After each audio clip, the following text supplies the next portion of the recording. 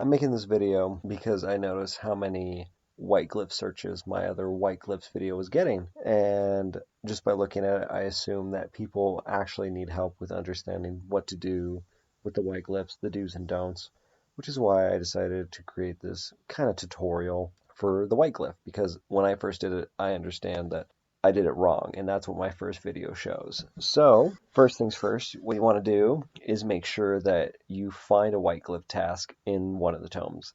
Any white glyph task does the same as any other white glyph task. So you can pick whichever one, they all do the same thing.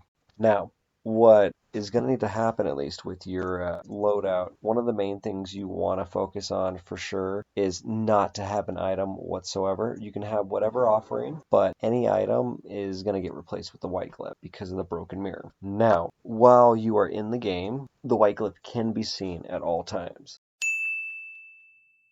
unless you are blinded. One of the things you cannot do is when you have the white glyph as the broken mirror when you first pick it up, you cannot rush vault. You cannot fall with it. And you cannot get hit with it.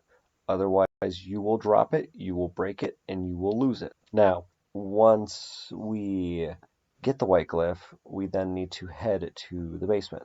Now, this can change depending on what map you're playing. Usually, in most maps, it's either in the killer shack or the main building. If it's an indoor map, check the normal spots, like if it's Midwich Elementary School, check the corner with where the stairwells are.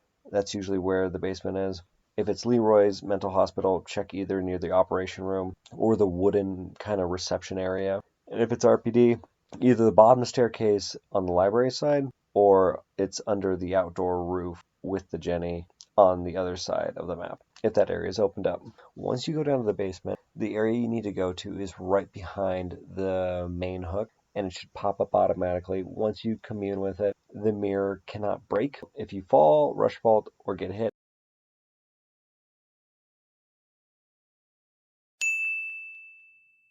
this is where it gets more interesting, though, is if you want to get more blood points out of it. If you escape with said white glyph, you actually get an extra 20,000 blood points with it, which is the bonus for escaping, basically.